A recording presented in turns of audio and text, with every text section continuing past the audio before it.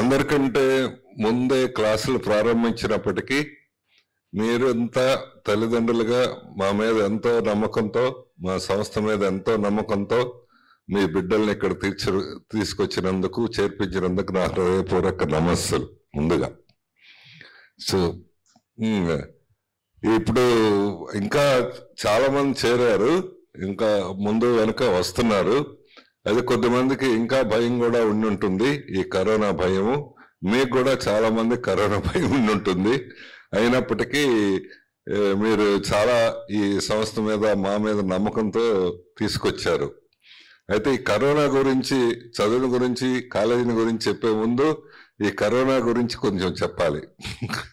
ఎందుకంటే అందరికీ, తల్లిదండ్రులకి భయం ఉంది, పిల్లలకి భయం ఉంది. ఇదంతా మొదటిది ఈ కరోనా గురించి టీవీల్లో, పేపర్లో రోజు రాస్తానే ఉన్నారు.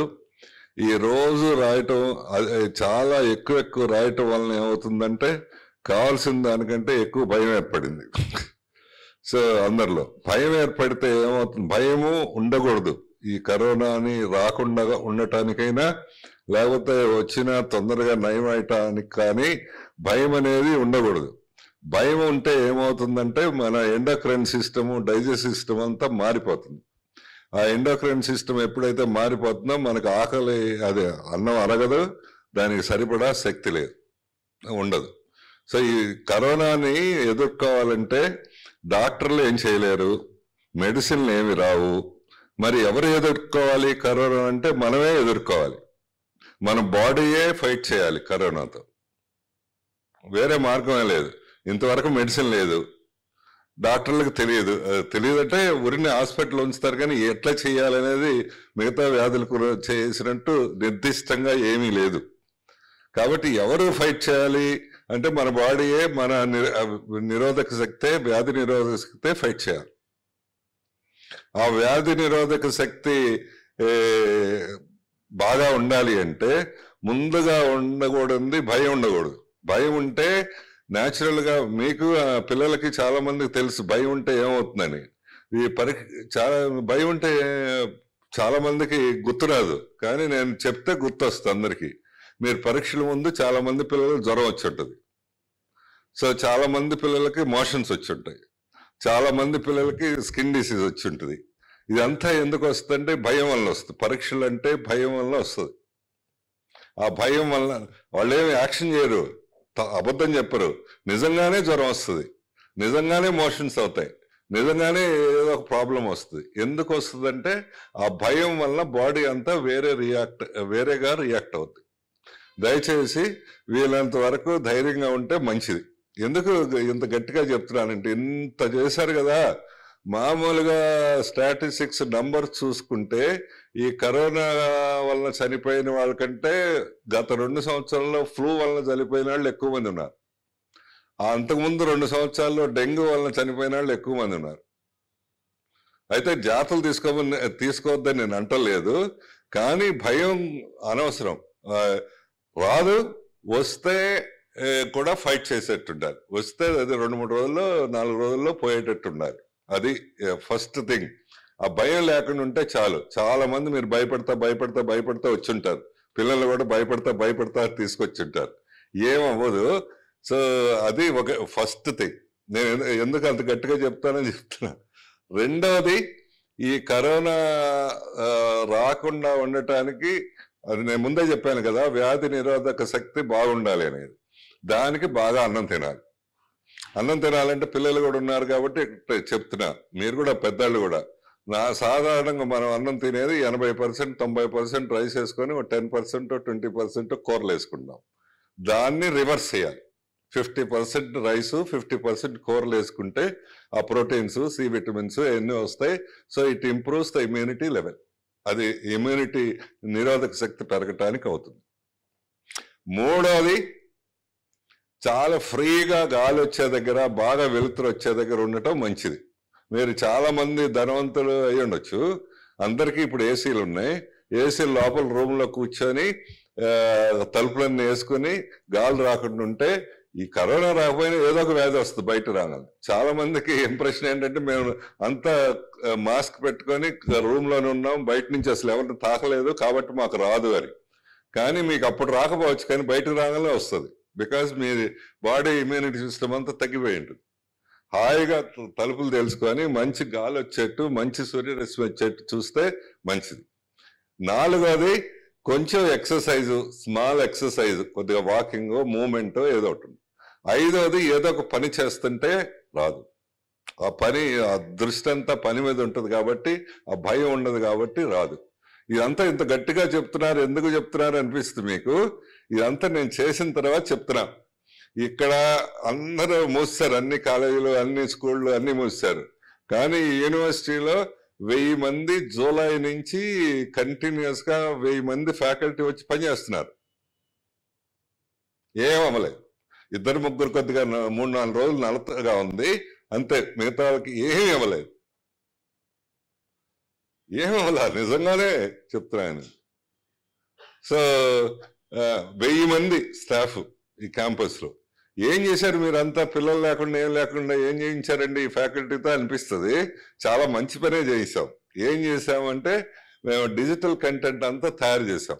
అంటే నార్మల్గా వీళ్ళకి 10th క్లాస్ అప్పుడు మామూలుగా జూమ్ లో పెట్టి చెప్పుంటారు. దానివల్ల పిల్లలు పడుకొని బట్టలు లేకుండా, స్నానం చేయకుండా, ఏం చేయకుండా వింటే విన్నారు, లేకపోతే లేదు, నిద్రపోయారు, కాసేపు విన్నారు, ఇదంతా జరిగి ఉంటుంది.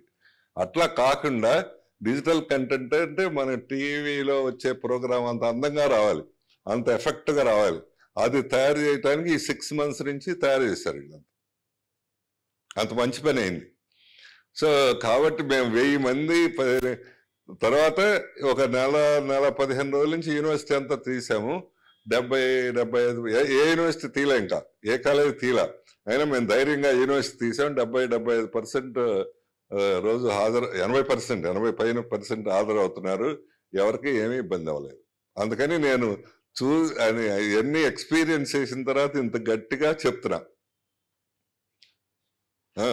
వీళ్ళందరూ ఎందుకు అవ్వలేదు అంటే వాళ్ళకు పొద్దున్నే 7 నుంచి సాయంత్రం 11 దాకా యాక్టివిటీ. ఆ డిజిటల్ కంటెంట్ పొద్దున్నే 7 మొదలై సాయంత్రం 11 దాకా చేస్తానే ఉన్నారు, ఏదో ఒక యాక్టివిటీలు ఉన్నారు. తర్వాత ఎక్కువ ఎయిర్ కండిషన్ రూమ్లు అయినా అన్ని ఓపెన్ చేసి పెట్టుకున్నా మధ్యాహ్నం దాకా, ఎండ వచ్చేదాకా. ఫ్రీ ఎయిర్ అండ్ మంచి ఫుడ్. తర్వాత మీరు అందరికీ ఉన్నట్టు భయం లేకుండా ఉండదు. సో అది నేను కూడా నా వయసులో వాడు తొందర రావాలి కదా, నాకు 68 ఏళ్ళు, ఆ ఎత్తు రావాలి కదా, నాకేమీ అవ్వలేదు. నేను మాస్క్ కూడా పెట్టుకోలేదు ఎప్పుడు. అంటే అట్లా ఉండాలని మిమ్మల్ని అడగట్లేదు నేను, కానీ నేను పెట్టుకోలే. సో అదే ధైర్యంగా ఉంటే, మన ఇమ్యూని సిస్టమ్ బాగుంటే, మంచి భోజనం ఉంటే, కాస్త యాక్టివిటీ ఉంటే, ఈ వైరస్ అనే కాదు ఏ వైరస్ అయినా రాదు. సో ఇది కరోనా గురించి. అందుకని మీరేం భయపడబాకండి, బాగానే ఉంటారు పిల్లలు. కావాల్సిన జాగ్రత్తలన్నీ తీసుకున్నారు, కావాల్సిన వాతావరణం ఉంది. కాబట్టి మీరు ముందు అసలు చదువు ఎట్లా, ఇది సెకండరీ. మీకు ఇప్పుడు ఈ భయం, మా వాడు సేఫ్ గా ఉంటాడా లేదా అనేది భయం. అది లేకుండా మీరు ఇంటికి వెళ్లాల్సి ఉంటుంది.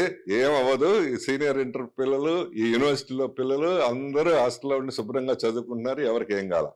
ఒకవేళ అయినా ఈ పిల్లలకి ఏం కాదు. అంటే అయినా ఏం కాదంటే ఒక 3-4 రోజులు ఏదైనా నలతగా ఉన్నా, కొద్దిగా ఒళ్ళు నొప్పులు, జ్వరం ఉన్నా సరే 4 రోజుల్లో ఆ వయసులో పిల్లలకి ఊరికనే రికవర్ అవుతారు. అవ్వలేదు అయినా సరే నా ఉద్దేశం ఏమీ అవ్వదు.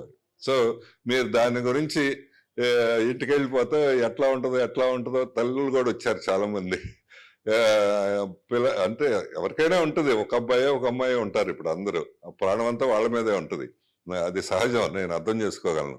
కానీ మీరు భయపడతా అంత భయపడతా వెళ్ళక్కర్లేదు, మంచిగానే అవుతారు, ఏమవ్వదు. సో మేము అన్ని జాగ్రత్తలు తీసుకుంటాం. సో ఇది కరోనా గురించి. మీరు కూడా పెద్దవాళ్ళకు కూడా నేను చెప్పేది ఏంటంటే, వస్తా అని భయపడవాకండి. అంటే మీకు చాలా మంది తెలియవచ్చు, ఫియర్ అనేది 2 రకాలు సైకాలజీలో. రీజనబుల్ ఫియర్, భయం అనేది 2 రకాలు సైకాలజీలో. మామూలుగా సంబద్ధంగా ఉండే భయం, అసంబద్ధమైన భయం, అన్రీజనబుల్ ఫియర్. అంటే మనకి ఇక్కడ ఏదన్నా పులి లేకపోతే పాము వచ్చిందంటే అది కరుస్తుంది, చచ్చిపోతాం అనేది అది మామూలు భయం. అట్లా కాకుండా ఎయిర్ క్రాఫ్ట్లోనో ఎక్కడో కూర్చొని ఎయిర్ క్రాఫ్ట్ కూలిపోతే ఏమవుద్ది అనుకునే అది అన్రీజనబుల్ ఫియర్. మనకి ఎక్కువ మందికి ఇప్పుడు అన్రీజనబుల్ ఫియర్లో ఉన్నారు. ఎక్కడో అమెరికాలో చచ్చిపోతే అది టీవీల నిండా చూపిస్తే మనమే ఏదో అవుతున్నట్టు, ఆదిలాబాద్లో చచ్చిపోతే మనకే ఏదో అవుతున్నట్టు, లేకపోతే ఢిల్లీలో చచ్చిపోతే మనమే అట్లా అవుతున్నట్టు అనే ఆ అన్రీజనబుల్ ఫియర్లో పీపుల్ బాగా ఇబ్బంది పడుతున్నారు. అందుకని డోంట్ అది ఆ ఫియర్, ఆ భయం లేకుండా శుభ్రంగా ఉంటారు, హాయిగా ఉంటారు. ఏం కాదు, అది మేము అని వీటికి సరిపడా అన్నీ చేస్తాము, ఏం కాదు, దాని గురించి నిశ్చింతగా మీరు ఇంటికి వెళ్ళొచ్చు. అది దాని గురించి ఆలోచించక్కర్లా. రెండోది చదువుని గురించి, కాలేజీని గురించి మీకు ఈ కాలేజీలో ఉండే ప్రత్యేకత మిగతా దగ్గర ఉండండి ఏంటి అంటే మీరంతా గమనించే ఉంటారు. ఇప్పుడు ఎస్పెషల్లీ ఈ కరోనా టైంలో మామూలు టైం అప్పుడు కూడా మీరు ఈ వాతావరణం, హాయి గాలి, వెంటిలేషను మంచి ఇది ఇక్కడ దాదాపు 99% కాలేజీలో ఇది అవ్వదు.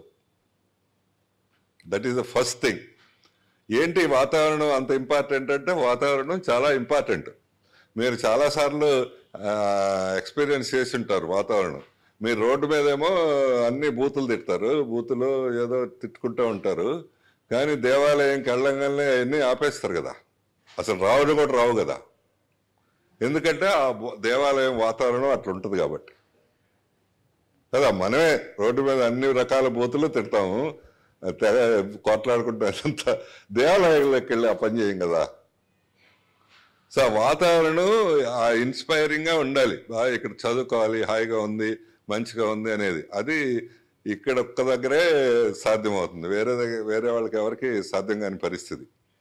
రెండవది ఇందాక నేను చెప్పినట్టు ఈ మామూలు అప్పుడు కూడా కరోనా టైం అప్పుడు మరీ ఎక్కువగా అవసరమైంది. వాళ్ళు బాగా శక్తివంతంగా ఉండాలి, బాగా ఎనర్జెటిక్గా ఉండాలి, మంచి ఆహారం ఇవ్వాలి, మంచి భోజనం ఇవ్వాలి, మంచి ఆరోగ్యంగా ఉంటే కదా వాళ్ళు బాగా చదివేది. ఇక్కడ ఎప్పుడూ 40 ఏళ్ల నుంచి ఎవరు ఒక్కళ్ళు కూడా ఇక్కడ భోజనం బాగాలేదని కానీ ఇబ్బందిగా ఉందని కానీ ఒకసారి కూడా అనలేదు. సో అది చాలా తక్కువ కాలేజీల్లో జరుగుద్ది, చాలా రేర్. పైన మీరు ఎవరన్నా అడిగితే ఆ కాలేజీల్లో భోజనం సరిగలేదంట పిల్లలు అంటే వాళ్ళు ఏమంటారంటే చదువు కోసం కదా మీరు వచ్చింది, భోజనం కోసం రాలేదు కదా ఒంగోలు నుంచి కర్నూలు నుంచి అంటారు. మనకి మీకేమనిపిస్తున్నదో అనిపిస్తుంది, అంతే కదా, మనం చదువు కోసమే కదా వచ్చింది. కానీ బాగా చదవాలి అంటే, బాగా సంతోషంగా చదవాలి అంటే వాడు ఆరోగ్యంగా ఉండాలి. అవును, సంతోషంగా బాగా అవ్వాలంటే ఆరోగ్యంగా ఉండాలి. ఆరోగ్యంగా లేకపోతే వాడు అంటే మీకు తెలిసే ఉండి ఉంటుంది చాలామంది, వాడికి సరైన బ్లడ్ అది లేకపోతే బ్లడ్ ఆక్సిజన్ క్యారీ అవుతుంది మైండ్లోకి. సో ఎప్పుడైతే సరిపడా బ్లడ్ లేదో, వీక్గా ఉన్నాడో ఫ్రీక్వెంట్గా తలనొప్పి వస్తూ ఉంటుంది, ఫ్రీక్వెంట్గా చిరాకు వస్తూ ఉంటుంది. ఒక గంట కంటే కూర్చోలేడు ఒక దగ్గర. ఎందుకంటే వాడికి కూర్చోలేని మనం మామూలుగా అనుకుంటాం వీడికి చదువు మీద శ్రద్ధ లేదు, లేకపోతే ఏదో వీడికి వేరే ఇది అనుకుంటాం. కానీ వాడి శరీరం సహకరించట్లేదు. అవును, అది చాలామంది కాలేజీలో వాళ్ళకి తెలియదు, తెలిసినా వేరే, అది వేరే విషయం. సో ఇది ఇక్కడే బాగా అవుతుంది. తర్వాత అదే మీరు చూశారు, మీకు ఇష్టం ఉన్నా లేకపోయినా వాళ్ళకి కొద్దిగా యాక్టివిటీ ఉండేటట్టు మామూలుగా అయితే రెగ్యులర్ అప్పుడైతే ఒక 2 కిలోమీటర్ రోజు నడిపిస్తారు, వాక్ చేయిస్తారు, రన్ చేయిస్తారు, అది బాగా అవుతుంది. బాగా ఆరోగ్యంగా ఉండాలి వాడు. బాగా కొంచెం ఎక్సర్సైజ్ చేస్తేనే బాగా తింటాడు, బాగా తిన్నప్పుడే ఆరోగ్యం కూడా బాగుంటుంది, అప్పుడే బాగా చదువుతాడు. ఇది ఈ కండిషన్లో చాలా తక్కువ కాలేజీలు ఉంటాయి. మంచి ఇట్లాంటి వాతావరణం ఉంటాం, కానీ మంచి భోజనం. ఈ వయసులో భోజనం పెట్టకపోతే నాకు 5,000 మిగుల్చుకుంటే ఏమవుద్దంటే, మీరు వాడి బాగాలేదని 5-6 ఏళ్ల తర్వాత రియలైజ్ అయ్యి మీరు దానికి 5 లక్షలు ఖర్చు పెట్టినా ఎనర్జీ రాదు. ఇది బాగా పెరిగే వయసు, పిల్లలు బాగా పెరిగే వయసు. ఈ వయసులో 3 అంగుళాలు 4 అంగుళాలు పెరుగుతారు ఈ 2 ఏళ్లలో. అవును, ఏ వయసులోనూ ఇంత బాగా పెరగరు, ఈ వయసులోనే పెరుగుతారు. కానీ అదేదో నేను 3-4 వేల కోసం 4 ఇది అవుతుందని పెట్టకపోతే అది చాలా ద్రోహం చేసినట్టు అవుతుంది. వాళ్ళు జీవితం అంతా వీక్గా ఉంటారు ఆ పెరిగే వయసులో అవ్వకపోతే. సో అందుకని భోజనం గురించి మీరు బాధపడక్కర్లా. దాంతోపాటు కాస్త ఎక్సర్సైజ్ కూడా చేయిస్తారు. ఇది బేసిక్గా ఈ కరోనా టైం అప్పుడు బాగా అవసరం ఇవన్నీ. ఈ అదంతా కరోనా మన దగ్గరకు రాకుండా ఉండటం కోసం బాగా అవసరం, వచ్చినా తట్టుకునేందుకు. తర్వాత ఇది ఇన్స్టిట్యూషన్ గురించి బేసిక్గా. చదువుని గురించి అన్ని సంవత్సరాలు, 1 సంవత్సరం 2 సంవత్సరాలు 3 సంవత్సరాలు కాదు, అన్ని సంవత్సరాలు 99% పాస్ అవుతా ఉన్నారు. వాళ్ళలో దాదాపు 80-85% ఇంజనీరింగ్ కోర్సులో చదువుతూ ఉన్నారు. అది కాక మంచి ర్యాంకులు వచ్చి ఎంసెట్లోను ఐఐటి జేఈలోను మంచి ర్యాంకులు వస్తే మంచి ఇన్స్టిట్యూట్ కూడా వెళ్తున్నారు. అసలు మేము ఒక అడ్వర్టైజ్మెంట్ కూడా ఏమో ఎవరు ప్రమోటర్స్ ఈ ఇళ్ళకి వచ్చి అడిగేవాళ్ళు కూడా ఉండరు. అయినా మాకు కావాల్సిన మేము చేర్చుకునే దానికంటే ఎక్కువ నెంబర్స్ వచ్చి ఇక్కడ చేరుతా ఉన్నారు. సో అది పరిస్థితి. ఆ రిజల్ట్ అట్లా వస్తుంది. ఎందుకు అట్లా కంటిన్యూస్గా ప్రతి సంవత్సరం అట్లా వస్తుంది అంటే 2-3 కారణాలు. ఒకటి, మా స్టాఫ్ చాలా కమిటెడ్గా ఉంటారు. అంటే ఈ ఇన్స్టిట్యూషన్ నమ్ముకొని ఇన్స్టిట్యూషన్తో పాటు ఇప్పుడే చెబుతున్నాడు, కోరమనాథ్ 30 ఏళ్ళ నుంచి ఉన్నాడు, ఆయన మోహన్ రావు 25 ఏళ్ళ నుంచి ఉన్నాడు. అట్లా ఉండరు ఏ ఇన్స్టిట్యూట్లో ఏ ఇండస్ట్రీలో. ఇండస్ట్రీ 400 మంది ఉన్న దగ్గర వెళ్ళి మీరు ఎంతమంది 20 ఏళ్ళ నుంచి ఉన్నారంటే 5 మంది కూడా ఉన్నారు. బట్ ఇక్కడ ఉంటారు, ఎందుకంటే వాళ్ళకి పద్ధతిగా జరుగుతూ ఉంటుంది కాబట్టి. ఇది రెండవది, ఈ మామూలుగా ప్రత్యేకంగా ఇక్కడ జరిగేది ఏంటంటే అంత మంచి రిజల్ట్ రావటానికి మాకు ప్రతి 20 మంది పిల్లలకి ఒక టీచరు చూస్తాడు. అంటే చదువు మాత్రమే కాదు, వాడి ఆరోగ్యం బాగుందా లేదా, వాడు సంతోషంగా ఉన్నాడా లేదా, బాగా అవుతున్నాడా లేదా, ఇంకేమైనా ఇబ్బందులు ఉన్నాయా, అవన్నీ చూడటానికి కౌన్సిలర్ లాగా ఉంటాడు. అది ఇక్కడే ఉంటుంది, ఎక్కడ ఉండదు. అది అసలు టీచర్ పేరే చెప్పలేరు చాలా కాలేజీల్లో. ఒక రోజు ఒక టీచర్ వస్తాడు, ఇంకో రోజు ఇంకో టీచర్ వస్తాడు, 4 రోజుల తర్వాత మళ్ళీ మారిపోతాడు, అట్లా అవుతుంది. ఇక్కడ అట్లా కాకుండా టీచర్కి స్టూడెంట్కి ఒక రకమైన అవినాభావ సంబంధం ఏర్పడుతుంది. ఏదో టీచర్ అంటే మనకి హెల్ప్ చేయటానికి, బాగా చేయటానికి, మంచిగా ఉండటానికి ఉన్నారు, అంతేగాని కొట్టడానికి, తన్నటానికి, భయపెట్టడానికి కాదు అనే ఒక రకమైన మంచి బంధం ఏర్పడుతుంది. అది ప్రత్యేకత. అది చాలామందికి అర్థం కాదు, చేయలేరు కూడా.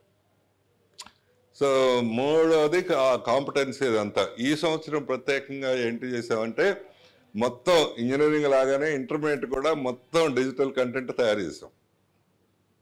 ఇప్పుడు వీళ్ళు ఫిజికల్గా క్లాసుల్లో పాఠం చెప్పిన దాంతో పాటు మేము తయారు చేసిన కంటెంట్ని కూడా వాళ్ళకి మామూలు టీవీలో ఎట్లయితే ప్రోగ్రామ్స్ చూపిస్తారో అట్లా ప్రతి క్లాసులో అరగంట సేపు మామూలు చెప్తారు, ఇంకో 15-20 నిమిషాలు ఇది చూపిస్తారు. అంటే వాడికి ఇంకా బాగా అర్థమయ్యేందుకోసం ఈ సంవత్సరం ప్రత్యేకంగా చేయటం జరిగింది. లాస్ట్ 4-5 మంత్స్ నుంచి మొత్తం సిలబస్, ప్రతి చాప్టరు ఇంటర్మీడియట్కి ఎంత వరకు అవసరం, ఎంసెట్కి ఎంత అవసరము, జేఈకి ఎంత అవసరం అనేది మొత్తం డిజిటల్ కంటెంట్ తయారు చేశారు. అండ్ దానికి చాలా ఇన్వెస్ట్మెంట్ కూడా చేసాం. పెద్ద స్మార్ట్ బోర్డులు అవి ఇవి ఇట్లాంటి కెమెరాలు ఒక 20-30 కెమెరాలు తీసుకొచ్చి ఇదంతా చేసాం. సో ఇవన్నీ చేయటం వల్ల ఇప్పుడు వెళ్ళిన బ్యాచ్కి బాగా జరిగింది. ఇప్పుడు సెకండ్ ఇయర్లో ఉన్న బ్యాచ్కి కూడా మొదటి 3-4 నెలలు అదే చేసాం. వీళ్ళకి కూడా ఇక్కడ ఉన్నప్పటికీ దాంతోపాటు ఇది కూడా చేస్తాం. అయితే మీకు ఒక అనుమానం రావచ్చు, ఏమని, ఇదంతా డిజిటల్ కంటెంట్ ఉంది కదా సార్, మాకు భయంగా ఉంది, ఇంటి దగ్గర కూర్చొని దాని మీద చూపిస్తే సరిపోతుంది కదా అనిపిస్తుంది. అది సరిపోదు. ఎంత డిజిటల్ కంటెంట్ ఉన్నా, ఎంత అట్రాక్టివ్గా ఉన్నా, నలుగురితో కలిసి చదువుకోవటం, అట్లానే టీచర్ ప్రత్యక్షంగా ఉండటం, ఆ క్యాంపస్లో ఉండటం, ఇదంతా అవసరం పిల్లలకి. ఇప్పుడు డిజిటల్ కంటెంట్ ఉంటే మీరు ఎక్స్పీరియన్స్ చేస్తుంటారు చాలామంది, ఈ 10th క్లాస్ చివరిలో చేస్తుంటారు. వాళ్ళకి ఏంటి పరిస్థితి ఎట్లా ఉంది, వాళ్ళు టీచర్లు చెప్తా ఉంటారు, వీడు మంచం మీద పడుకొని వింటూ ఉంటాడు, అప్పుడు మొహం కడుక్కోడు, టిఫిన్ చేయడు, అన్నం తినడు, సరిగా సగం సేపు నిద్రపోతాడు కదా. ఎన్ని బ్యాడ్ థింగ్స్ కదా. సో ఒక మనిషి రెగ్యులర్గా ఉండాలంటే పొద్దున్నే లేవాలి, టైంకి స్నానం చేయాలి, టిఫిన్ చేయాలి, యాక్టివ్గా కూర్చోవాలి, ఓ పద్ధతిలో కూర్చోవాలి, చదవటానికి రెడీ కావాలి, ఇదంతా అవ్వాలి. అదంతా ఈ ఎంత మేము అట్రాక్టివ్గా బాగా చేసినా పిల్లలు మీరు చెప్పినట్టు చేయరు ఇంట్లో, నాకు తెలుసు. వాడు బెడ్రూమ్లో పండుకుంటే చదువుతాడు, బాత్రూమ్కి వెళ్తా అది చూస్తూ ఉంటాడు, నిక్కర్లు వేసుకొని ఉంటాడు, అంత గందరగోళం. సో అందుకని అసలు ఆ పర్సనాలిటీ డెవలప్ అవ్వటానికి ప్రత్యక్షంగా ఉండాల్సిందే. మాకు యూనివర్సిటీలో కూడా అంతా డిజిటల్ కంటెంట్ చేసాం, అయినా సరే ప్రత్యక్షంగా వచ్చి చేస్తే కానీ అవ్వదు అని చెప్తే దాదాపు అందరూ వస్తున్నారు. ఆ ప్రత్యక్షంగా చేస్తే వింటే అప్పుడు ఎంత బాగా డిజిటల్ కంటెంట్ చేసినా సరే అది ఉపయోగించాలి, తప్పకుండా అది ఉండాలి. కానీ దీంతో పాటు టీచర్ గైడెన్సు, టీచర్ ఇది తెలిసిందో. ఉదాహరణకి ఇక్కడ ఇంతమంది ఉన్నారనుకోండి, మీరు నన్ను ప్రత్యక్షంగా చూస్తున్నారు కాబట్టి నేను చెప్పేది వింటున్నారేమో అని తెలుస్తూ ఉంటుంది. మీ మౌనం చూస్తే శ్రద్ధగానే వింటున్నారు అని. లేకపోతే నేను అదే టీవీలో చెప్తే నాకెట్లా తెలుస్తుంది మీరు వింటున్నారా లేదా, మీకు అర్థమైందా లేదా, లేకపోతే మీకు నచ్చిందా లేదా, ఎట్లా తెలుస్తుంది? తెలియదు కదా, ఇంపాసిబుల్, తెలియదు. సో ఇదే మాట టీవీలో చెప్పొచ్చు, ఆన్లైన్లో చెప్పొచ్చు, కానీ నాకు తెలియదు మీరు వింటున్నారో లేదో తెలియదు, తీసి అవతల వేడేసిపోయారో లేదో తెలియదు, నచ్చిందో లేదో తెలియదు. అందుకని ప్రత్యక్షంగా ఉండాలి. రెండవది, అసలు ఇట్లా క్లాసులకు ఎందుకు రావాలి అంటే చాలామందికి ఇప్పుడు భయపడే వాళ్ళు ఇంటి దగ్గర ఉన్న వాళ్ళు అదే అందుకని చెప్తున్నా వాళ్ళ కోసం. ఎందుకు రావాలి అంటే పిల్లలు ఒక లైఫ్ స్టైల్కి అలవాటు పడిపోయారు. లోపలే ఉండటం, ఎప్పుడు పడితే అప్పుడు అన్నం తినటం, ఎప్పుడు పడితే అప్పుడు స్నానం చేయటం, లేకపోతే స్నానం చేయకుండా ఉండటం, రోజంతా ఒక లైఫ్ స్టైల్కి అలవాటు పడిపోయారు. ఈ లైఫ్ స్టైల్ వాళ్ళ జీవితానికి మంచిది కాదు. ఏ పని చేయాలన్నా, ఎక్కడ ఉద్యోగం చేయాలన్నా, జీవితంలో ఎదగాలన్నా ఇట్లాంటి లైఫ్ స్టైల్ పిల్లలకు మంచిది కాదు. ఇట్లా లైఫ్ స్టైల్ అలవాటు పడి 8 నెలలు 9 నెలలు అలవాటు పడిన తర్వాత ఇప్పుడు ఒకసారిగా రావాలంటే వాడికి కూడా కష్టంగా ఉంటుంది. ఇప్పటి నుంచి నేను రెగ్యులర్గా ఉండాలి, రెగ్యులర్గా స్నానం చేయాలి, రెగ్యులర్గా తినాలి, ఇదంతా. అంతెందుకు, మీరు ఒక పద్ధతిలో అన్నం తినకపోతే, మీరైనా నేనైనా పిల్లలైనా ఒక టైంకి అన్నం తినకపోతే మన హెల్త్ బాగుండదు. అవును, ఎందుకంటే బాడీ రియాక్ట్ అవుద్ది. మనం రోజు 1 గంటకు భోజనం చేస్తే ఆ 1 గంటకి ఆ సెక్రీషన్స్ అన్నీ రెడీగా ఉంటాయి. ఒకరోజు 1 గంటకి, ఒకరోజు 3ంటికి, ఒకరోజు 12ంటికి చేస్తే మీ బాడీ కన్ఫ్యూజ్ అయిపోద్ది, డైజెస్ట్ అవుతుంది అది. అవును, డైజెస్ట్ అవ్వదు. అది చాలా మనుషుల మీద, యానిమల్స్ మీద ఎక్స్పెరిమెంట్ చేశారు. రెగ్యులర్గా కొంతమందిని, ఒక 2-3 వేల మందిని రెగ్యులర్గా ఆ టైంకి ఫీడ్ చేశారు, వాళ్ళు చక్కగా ఆరోగ్యంగా ఉన్నారు. అదే ఫుడ్ ఇర్రెగ్యులర్ టైమ్స్లో ఇచ్చారు. సో వాళ్ళేమో చాలా లావ్ అయిపోయి, చాలా పిచ్చిగా అయిపోయి, ఇంకా వేరే జబ్బులు వచ్చి అట్లా ఉన్నారు. ఇది నేను ఊరినే జస్ట్ లైక్ దట్, అది బాడీ కూడా అంత రియాక్ట్ అవుద్ది. అందుకని మీరు ఇంటి దగ్గర నుంచి మంచం మీద పడుకొని స్నానం చేయకుండా, రెడీగా లేకుండా, తల దొంకోకుండా చదువుకోవటం అనేది అవ్వదు. అన్నీ ఉండాల్సిందే, ఆ సిస్టంలో ఉండాల్సిందే. అందుకనే మిమ్మల్ని ప్రత్యక్షంగా రమ్మన్నా. గవర్నమెంట్ వాళ్ళు కూడా తెలియట్లేదు ఇది, అది ప్రాబ్లం. అదేదో అవుతుంది కదా, వీలవుతుంది కదా, సో ఆన్లైన్లో చెప్పండి అని. కానీ ఆన్లైన్లో నాలెడ్జ్ చెప్పడంతో పాటు మిగతా పద్ధతి ఏంటి? పిల్లాడు బాగా అవ్వాలి, మంచిగా అవ్వాలి, శుభ్రంగా ఉండాలి, మంచిగా ఆలోచించాలి అంటే ఏంటి? అది ఉండాలి కదా సిస్టమ్. సో ఆరోగ్యం బాగుండదు, పద్ధతి బాగుండదు, వాడికి లైఫ్లో బాగా అవటానికి అవకాశాలు తక్కువ ఉంటాయి. అందుకని తప్పకుండా ప్రత్యక్షంగా వచ్చి చదువుకోవటం అనేది చాలా మంచిది. ఎట్లా ఇక అవాంతరాలు, మన కరోనాకు వస్తే, ఇంకోటి వస్తే, ఇబ్బంది వస్తే, అప్పుడేదో వేరే పద్ధతి లేనప్పుడు సరే ఇవన్నీ ఉపయోగిస్తాం. కానీ ఉన్నప్పుడు, వాడికి ఎనర్జీ ఉన్నప్పుడు, వాడికి శక్తి ఉన్నప్పుడు, వాడికి అన్నీ ఉన్నప్పుడు, నడవగలిగినప్పుడు నడవాలి. సో చదవగలిగినప్పుడు చదవాలి. సో అవన్నీ ఉన్నప్పుడు అవన్నీ పోగొట్టుకొని ఊరికి ఇంటి దగ్గర కూర్చొని చేస్తే అది కరెక్ట్ కాదు. నేను చాలా మంది నేను చూసిన తర్వాత చెప్తున్నాను ఆ విషయం. సో వాళ్ళకనే కాదు, ఇక్కడ పెద్దవాళ్ళు చాలా పెద్దవాళ్ళు ఉన్నారు, వాళ్ళకు కూడా మీరు నలవగలిగితే, పని చేయగలిగితే తప్పకుండా ఏదో ఒక పని చేస్తే మంచిది. నేను మొన్న మధ్యలో పెళ్ళికి వెళ్ళా, మా క్లాస్మేట్స్ అందరూ వచ్చారు. వస్తే అందరూ పిచ్చి పిచ్చిగా ఉన్నారు, తల దుంకోకుండా, మంచి బట్టలు వేసుకోకుండా ఏదో ఒక ఉన్నారు. వాళ్ళందరూ మంచి గవర్నమెంట్ ఉద్యోగాలు అవి చేశారు. ఏంట్రా బాబు మీరు అందరు ఎట్లా ఉన్నారు అంటే, ఏముంది రిటైర్ అయిపోయాము, ఇంటి దగ్గర ఉంటున్నాము, అది ఇది అన్నారు. అంటే మీకు ఏమవుద్దంటే మీ ముందు హెల్త్ పాడైపోద్ది, మీ ఆరోగ్యం పాడవద్దు ఇట్లుంటే.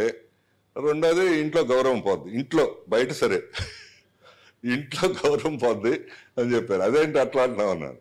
మరి లేకపోతే ఏంటి, మీరు ఇట్లా ఉంటారంటే ఇంట్లో పడుకున్నారంటే మీరు లుంగి కట్టుకొని మొహం కడుక్కోకుండా 10ంటికి టిఫిన్ చేసి తలదొంకోకుండా నూనె రాసి అన్నీ ఉంటుంది. సో ఆరోగ్యం గ్యారెంటీగా పోద్ది. రెండవది ఇంట్లో వాళ్ళకి కూడా ఇసుకొస్తుంది. ఎక్కడో బయటకు వెళ్తే మధ్యాహ్నం సాయంత్రం వస్తే కాఫీ ఇస్తారు, ప్రతి 15 నిమిషాలకు కాఫీ అంటే వాళ్ళు చిరాకు పడుతూ ఉంటారు, ఇంట్లోనూ గౌరవం ఉండదు. సో కాబట్టి మీరు ఏం చేస్తారంటే, ఏదన్నా డబ్బులు వస్తాయో రాదు అది వేరే విషయం, ఏదన్నా పని, ఏదైనా చదువుకున్నాడు పక్క స్కూల్కి వెళ్ళి ఏదైనా సాయం చేయగలమా, లేకపోతే పక్క షాప్కి వెళ్ళి ఏమైనా చేయగలమా, లేకపోతే ఏదైనా ఆధ్యాత్మికంగా ఏమైనా చేయగలమా, దేవాలయంకి వెళ్ళి ఏమైనా కూర్చొని రాగలమా, ఏదో ఒకటి చేస్తే మంచిది కదా అని ఉన్నే చెప్పాను. నేనైతే యాక్టివ్గా పొద్దున్నీ సాయంత్రం పని చేస్తున్నాను, మీ ఇష్టం అని చెప్పా. సో అయిన తర్వాత 4 నెలల తర్వాత మళ్ళీ ఫోన్ చేశారు, సగం వైపు నువ్వు చెప్పింది చాలా బాగుంది, నా ఇంట్లో కూడా బాగుంది, అంత బాగుంది అని చెప్తా ఉన్నారు. నిజమే, అది మనం కొద్దిగా మూమెంట్ ఉంటుంది. ఎక్కడికైనా బయటకు వెళ్ళాలంటే శుభ్రమైన బట్టలతో వెళ్తాము, టైంకి అన్నీ టిఫిన్ చేస్తాం, ఎంత బాగుంటుంది కదా. పెద్దలకు కూడా, పిల్లలకి మరీ అవసరం, వాళ్ళ జీవితం అంతా అప్పుడు ఫామ్ అవుతుంది కాబట్టి. ఇది స్థూలంగా చదువు గురించి ఏం బాధపడక్కర్లేదు. మేము ప్రతి ఇండివిజువల్ ప్రతి స్టూడెంట్ని వ్యక్తిగతంగా చూసుకుంటారు. సో చదువులో వెనకబడ్డా ముందున్నాడా ఎట్లా అని. కానీ ఈ సంవత్సరం ప్రత్యేకమైన ప్రాబ్లము, అది ఎట్లా సాల్వ్ చేయాలని నాకు ఇప్పటికీ తెలియదు, కానీ ఒక 2-3 నెలల్లో తెలుస్తుంది. ఈ సంవత్సరం ఏంటంటే, మీరు 10th క్లాస్ పరీక్షలు రాయకుండానే జాయిన్ అయ్యారు. ఎవరు ఏ స్టాండర్డ్ ఎవరికి తెలియదు, మాకు తెలియదు, తల్లిదండ్రులకు తెలియదు, పిల్లాళ్ళకి కూడా తెలియదు. అదే గ్రేట్ కన్ఫ్యూజన్ ఇప్పుడు. సో అంటే ఆ స్టాండర్డ్ని బట్టి బాగా స్పీడ్గా ఉన్న వాళ్ళకి కొద్దిగా స్పీడ్గా చెప్పాలి, కొంచెం స్లోగా ఉన్న వాళ్ళకి 2 సార్లు 3 సార్లు చెప్పాల్సి ఉంటుంది. ఇప్పటికి తెలియదు. అది ఒక 2 నెలల్లో సెటిల్ అవుతుంది అనుకుంటాను. మొత్తం ఒకటే రకంగా స్టార్ట్ చేసి 2-3 పరీక్షలు పెట్టి అప్పుడు డిసైడ్ చేసి ఏదైనా వాళ్ళకి సరిపడా ఏర్పాటు చేయడానికి వీలుంది. అది పెద్ద కన్ఫ్యూజన్ ఈ సంవత్సరం, అంతే కదా. మీకు కూడా తెలియదు మా పిల్లాడి స్టాండర్డ్ ఏదో, ఆ స్కూల్ వాళ్ళు ఇచ్చిన ప్రోగ్రెస్ రిపోర్ట్ తప్పితే పబ్లిక్ ఎగ్జామ్ లేదు కదా, అది ప్రాబ్లం. స్కూల్ వాళ్ళు ఏముంది, ఎవరికాళ్ళు మార్కులు వేసుకోవటమే ఉంటుంది ఎక్కువ సార్లు, మిమ్మల్ని ఇబ్బంది పెట్టకుండా ఉండటం కోసం. కానీ పబ్లిక్ ఎగ్జామ్లో వచ్చిన మార్కులు లేవు కాబట్టి మీకు తెలియదు, మాకు తెలియదు, పిల్లలకి తెలియదు. సో అందుకని ఇది చూడాలి. ఒక 2 నెలల్లో మేము మళ్ళీ మిమ్మల్ని పిలిచి ఇండివిజువల్గా పిలిచి మీ వాడి స్థాయి ఇట్లున్నాడు, నా 2 టెస్టులు పెట్టాం, 3 టెస్టులు పెట్టాం, ఇట్లా చేస్తున్నామని చెప్పడానికి ప్రయత్నం చేస్తాం. ఎనీవే, మీరు సంతోషంగా ఉండాలి, మీ పిల్లలు ఆరోగ్యంగా ఉండాలి, బాగా ఉండాలి. సో ఈ కరోనా నుంచి బయటపడటం కాకుండా మీరు అంతా వచ్చే సంవత్సరం అంతా బాగా జరగాలని మీకు అందరికీ నూతన సంవత్సర శుభాకాంక్షలు, ముందుగా సంక్రాంతి శుభాకాంక్షలు కూడా తెలియజేస్తున్నా. అందరికీ నమస్కారం. అదే పదే నేను అదే చెప్తున్నాను, సంపూర్ణంగా చేయాలి పిల్లల్ని. మీరు చాలా మంది అపోహలు ఉంటాయి, భయంతో పెంచాలని, అది కరెక్ట్ కాదు. లేకపోతే ఏడుస్తూ చదువుకోవాలి, భయంతో చదువుకోవాలనేది అది కరెక్ట్ కాదు. సో వాడు సంతోషంగా బాగా అన్ని రకాలుగా డెవలప్ అయినట్టు చూడాలి. అదే దానికి ఇక్కడ పునాది పడాలి, ఇంజనీరింగ్ లో బాగా అవ్వాలి. నేను ఒక చిన్న ఇది చెప్పి మీకు సంతోషంగా ఉంటుంది. అది ఈ మధ్యలో లాస్ట్ 1 వీక్ లో వైజాగ్ కాలేజీలో ఏమైందంటే, మాకు వైజాగ్ ఇంజనీరింగ్ కాలేజ్ ఉంది, ఏమైందంటే 22 మందికి ఒక్కొక్కళ్ళకి 32 లక్షల రూపాయల జీతాలు ఉద్యోగాలు వచ్చినాయి. సంవత్సరానికి 32 లక్షలు. ఒకళ్ళకి ఇద్దరికి ముగ్గురికి కాదు, 22 మందికి వచ్చినాయి. 22 మందికి అసలు మనం ఊహించలేం కదా అంతా. అది ఈ ఆంధ్రప్రదేశ్ తెలంగాణలో ఏ యూనివర్సిటీ రాలేదు, ఏ ఐఐటికి కూడా రాలేదు, ఏ ఎన్ఐటికి కూడా రాలేదు. సరే మీకేమనిపిస్తుంది? అది నేను చెప్పగలే వీళ్ళందరూ బాగా తెలివైన పిల్లలేమో అనిపిస్తుంది, అంతే కదా, అంతే న్యాచురల్గా. కానీ ఆ 22 మందిలో 7 మంది పిల్లలు అసలు ఎంసెట్లో ఏమీ ర్యాంక్ కూడా రాలేదు. అట్లా అవ్వాలని అట్లా మేనేజ్మెంట్ కోటాలో చేరారు. ఎంసెట్లో 10,000 ర్యాంకు పైన మిగతా 14 మంది ఉన్నారు, ముగ్గురే 10,000 లోపు. ఏంటి అదే నేను చెప్తున్నాను, ఈ పిల్లల్ని ఎట్లా పెంచాలి, ఎట్లా తీర్చిదిద్దాలి అంటే ఆ ఫౌండేషన్ ఇక్కడ పడాలి. సో ఎట్లా చేయాలి అంటే వాళ్ళంతా చదివేటట్లు, కష్టపడేటట్లు, బాగా సంతోషంగా చేసేటట్టు చేస్తే అదంతా అయింది. ఎవరికి సాధ్యం అవ్వాలి. ఆంధ్ర యూనివర్సిటీలో బ్రహ్మాండమైన పిల్లలు ఉంటారు, 4,000 ర్యాంకు లోపాలే ఉంటారు, ఒక్కళ్ళు కూడా రాలా. ఐఐటీలో మీ అందరికి తెలిసింది, జేఈ నేషనల్ లెవెల్ ఎగ్జామ్ నుంచి వస్తారు, 4 కూడా రాలా. కానీ ఒక్క కాలేజీలోనే 22 మందికి వచ్చినాయి. That is how we have to groom the children. అట్లా మీరు మేము అందరూ కలిసి పెంచాలి. అది ఒక ఆయన అడిగా, ఒక పేరెంట్ని ఏమనిపిస్తుంది అని, ఆయన వెల్డింగ్ చేస్తుంటాడు, వాళ్ళ అబ్బాయికి వచ్చింది. నీకేమనిపిస్తుంది, అంత ఆనందంగా ఉంది కదా అన్న. ఆనందంగా సార్, నాకు 30 లక్షలు ఇస్తే నేను లెక్క పెట్టలేను ఇప్పుడు. అవును, మా జీవితం అంతా కలిపినా కానీ 10 లక్షలు ఆదాయం లేదు, ఉండదు. కానీ మీరు ఒక సంవత్సరానికి 32 లక్షలు ఉద్యోగం ఇప్పించారు అని పాపం అంతా దిస్ సంథింగ్. అట్లా అవ్వాలి పిల్లలు, అట్లా అవ్వాలంటే అన్ని కార్యాలయాలు భయపెడితేనో పిచ్చిగా చేస్తే అట్లా అవ్వరు. బట్ హుషారుగా చేస్తే, సంతోషంగా చేస్తే అవుతారు. Okay, thank you.